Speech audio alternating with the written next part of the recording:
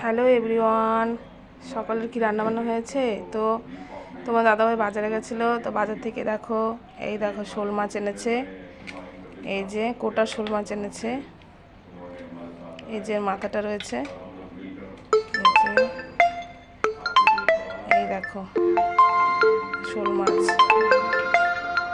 একটা দুটো তিনটে চারটে পাঁচটা ছটা সাতটা আটটা নটা ন পিস মাছ এনেছে।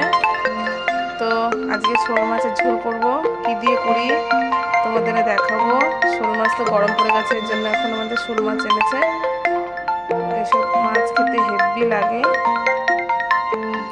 দেখেছো কি বড় বড় মাছ। এখন মাছগুলো আমি ধুয়ে নেব। এই দেখো বড় বড় পিস। শোল মাছ খেতে ভালো লাগে খেতে, কমেন্টে জানিও কার কার শোল মাছ খেতে ভালো লাগে।